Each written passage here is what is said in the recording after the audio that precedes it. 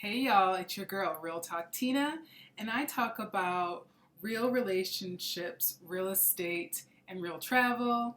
And I moved to France with my rescue dog, Webster. He's sleeping in the back.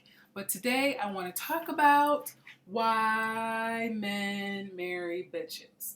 Now, I had to come back on here because 5 years ago, I'll link it below, but I did another summary of this book because I just felt like it had some really great principles. The book is by Sherry Argov, and I highly recommend the book. I have recently jumped back into dating, and I think that I need a refresher and some things that I'm seeing in the dating world. I think that I'm due for another video. So please share your dating experiences below. I'm going to go over some of these principles, and we're just going to learn some tips. I reread this book, and it's time for me to discuss this 5 years later. So let's go. I want to jump into principle number one, and it's probably number one because it's the most important principle of the book. I will trinkle in some of my dating experiences that I've had, and we'll just go from there. So let's just get acquainted. So relationship principle number one is from the book. It says, in romance, there's nothing more attractive to a man than a woman who has dignity and pride in who she is. So what does that mean? I'm going to read a little summary of this chapter. And, oh wow, okay, I have my lights here. Okay, this is not planned, so we're just doing this off the cuff. So let's go. In addition, you have to know your mind.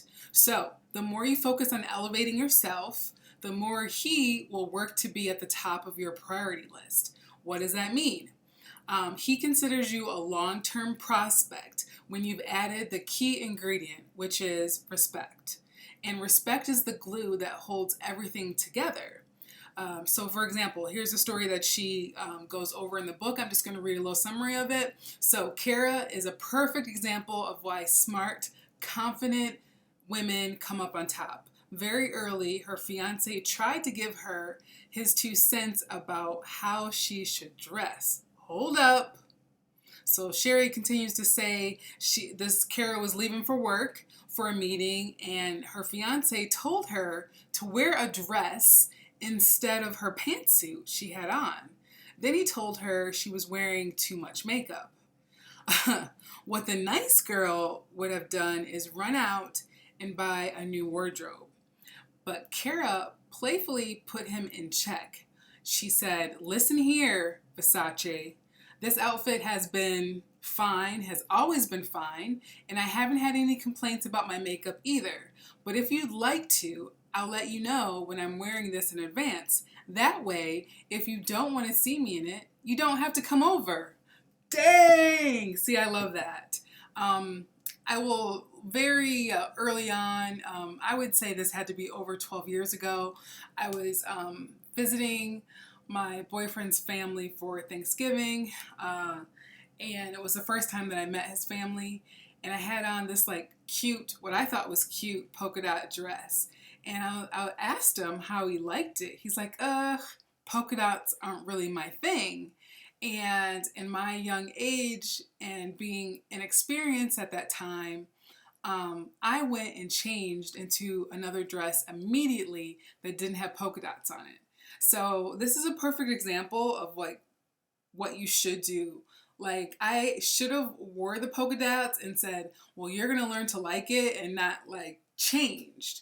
But it's just funny the little things you do, and how men try to manipulate you. Very small things at first, and then in that particular relationship, he ended up being very manipulative. So that was just like a foreshadowing of what happened after that. So if a man tries to control you and your makeup and wardrobe, then who knows where it's going to go. So look for signs like that. And I'm sharing my past because I can talk about it, but I can also talk about the positives. It's not all bad, but I have had some learning experiences. So That's just like a little story from principle number 1.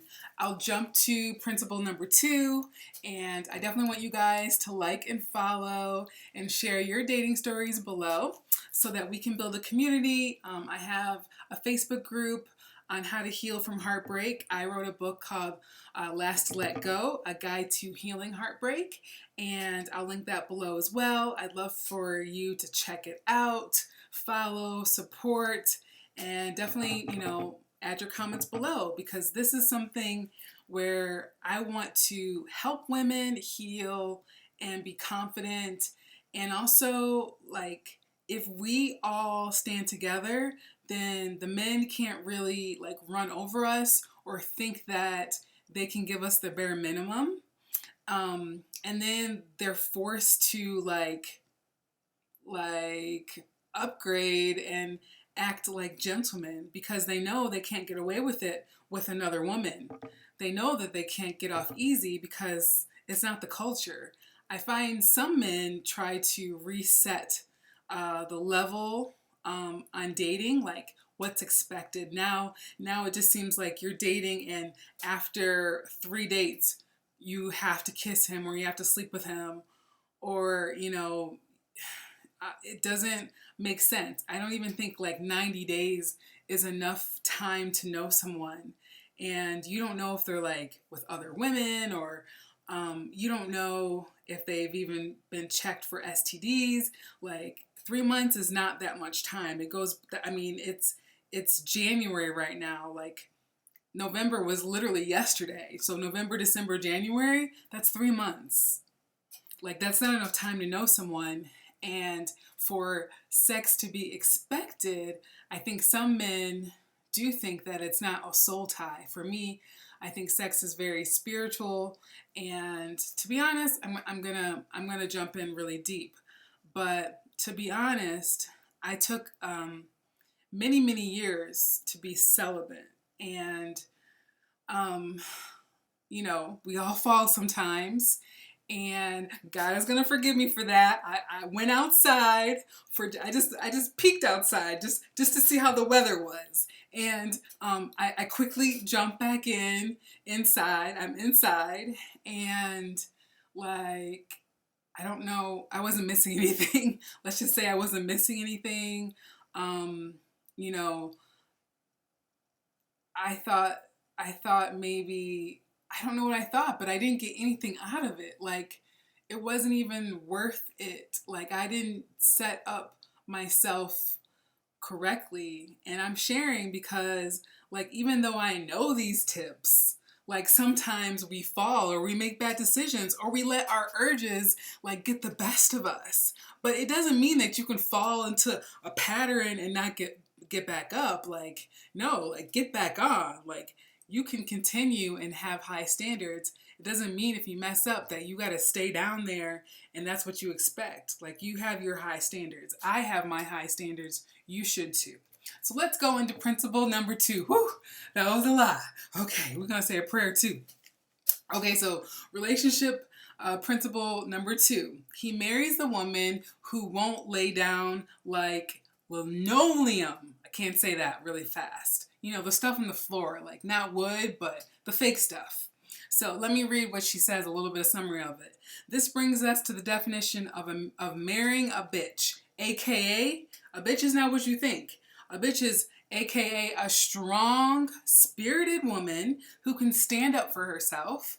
The bitch is not rude or abrasive because she's smart enough to know that being considerate is more effective. But she won't compromise herself to be in a relationship. Amen? She won't work overtime to catch a husband. Because of this, he doesn't classify her as a mindless woman he can take advantage of. Okay. She has a certain moxie about her, sugar and spice, and not always so nice. That's what his dreams are made of. Since many nice women mistakenly believe that being a strong woman, aka bitch, is a bad thing, let's explore some of the criteria of the so-called eligible woman. Then we'll find out from men what they really think about women who behave this way. Oh boy. So I just want to go into some of the myths that Sherry talks about in the book. And one of the myths are, number one is you have to be perfect. If you're thinking that you have to be perfect from a guy, think about you were madly in love. Chances are the guy wasn't a millionaire, or he wasn't a brain surgeon with six-pack abs, who was hung like a animal, a barnyard animal. Oh boy, on Viagra. Woo! Nothing wrong with that. Chances are he didn't give you 5 times before he got his. He didn't. Okay, so chances are he didn't get you off 5 times before he got his. Woo.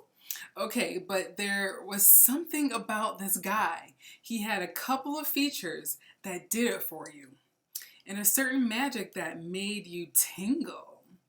Men who want to fit in a relationship are looking for the same magic. So what she's saying is like, and for me, like, I was, on my weight loss journey. I'm a curve model, but also I got on the Monjaro train and I lost about 60 pounds. When I got off of it, like 2 weeks later, I was like 20 pounds heavier, and like it's very alarming when you lose weight and you start to identify in your new body, and then now like you see the scale like reaching a level that it hadn't been at in over a year, and you don't know what's going on with your weight, and you notice the changes between when you were heavier and then now. And I'm dating and I just don't know, like, I'm not feeling very confident about my ever-changing body, and I'm thinking maybe he won't like me, like maybe he won't be attracted to me. But I found like dating, I am very attractive to men and men like me, and just because my body isn't maybe what I want it to be in my mind, or it could be better. Like, I'm still very attractive. Not still, I'm very attractive. I hate when society refers to plus curve models as covered up, or what did she say on TV? She's like, oh, she's covered up. Everything's in the right place. No, curve is beautiful. Beauty comes in all sizes. And men, if they like you, they like you. It's not like, oh, I like her, but she got some stretch marks. No, they probably appreciate the stretch marks. And I'm not 20 anymore, and I still look awesome. Not even still, I look awesome. But I'm not, and men don't notice like the little wrinkle here and there, the little gray hair here and there. It's like, don't beat yourself up for whatever you think is an imperfection. So that's all Sherry is trying to say. We'll jump into principle number 3, and then I'm gonna wrap this session up. But if you want me to do more, then let me know. So relationship principle number 3, he doesn't marry a woman who is perfect. He marries a woman who is interesting. Ooh la la. This one is one of the biggest myths perpetuated by the media. If you are perfect, like I was saying, beautiful, rich, you will get the respect and love you crave. So they say. And now back to reality. When a man meets a woman who seems too perfect, too sweet, too agreeable, he tends to become bored very quickly. Beauty pageants are good, for example, of how women are misled into thinking that most important pursuits in life are beauty tips and man-catching skills. Granted, they offer educational grants and scholarships, which is very ironic because the only men watching are the ones who like stupid women. Ooh. Intelligent men think it's embarrassing for a woman to pose and smile like she's always that chipper. Everybody knows that losers want to to strangle the winner, and the Southern Belle who wins Miss Congeniality is dying to tell the judges, F-U-C-K, y'all. You ugly son of bitches. I won't say it. All of them pretend to be virgins until married, or born-again virgins, and all are do-gooders for the poor. So yeah, she just goes into some examples of that. Do you guys want me to do like just one more tip? Tip number 4, like make it a round number? Okay, I'll just do one more. So relationship principle number 4, when a woman is trying too hard, a man will usually test. Okay, my camera slowed down a little bit. So this is principle number 4. When a woman is trying too hard, a man will usually test to see how hard she's willing to work for it. He'll start throwing relationship frisbees just to see how hard she's willing to run and how high she's willing to jump. Woo! Okay, so men are used to this. They're used to seeing what you'll do. So they try to bait you into this behavior. He may tell you on a second date that he likes red toenail polish, or that he likes a particular item of clothing. If you immediately begin to work to be what he wants, it lessens his respect. To better understand, let's take a sneak peek at a page inside a male's rule book. This is the hush-hush, highly classified stuff. All right, let's see what she has to say. Okay, so in a page from the male rule book, the definition of unforgettable sex is a woman who can function on her own and take care of herself. She won't let me always have the upper hand, and she can tell anyone to go jump in the lake whenever she feels like it. Okay? This is the woman that he'll work harder to be with. Whenever you are too worried about someone else's approval, that person loses respect for you. When a man sees you knocking yourself out from the jump start, you are setting yourself up from a lopsided relationship because you reinforce every guy's unspoken belief. If you ignore her, she'll seek your validation and reassurance. Approval then becomes his only contribution. When you need his approval, it blinds you and you quickly become the vulnerable one in the relationship. Adopt the philosophy of approval neither desired nor required. So approval is neither desired or required. After all, there will always be someone there to tell you that you aren't attractive enough, whatever, perfect enough, whatever, I rebuke that, or that you didn't come from the right side of the tracks. Wrong. True confidence is born within you. Okay. So I'm going to go into some more principles at another video, but I did just want to just give you another introduction of this book. I think this is a very good read. Let me know if you've read it and what you think about it. Watch my other videos. Like I said, like, comment, subscribe. If you want to know more about my dating life and all the things I've experienced, not so much, but some things I've experienced lately, I'm happy to talk about it. I think I'll do it in my Facebook group, and I'll link it below. So this has been Real Talk Tina, and I will talk to you in the next video. Bisous.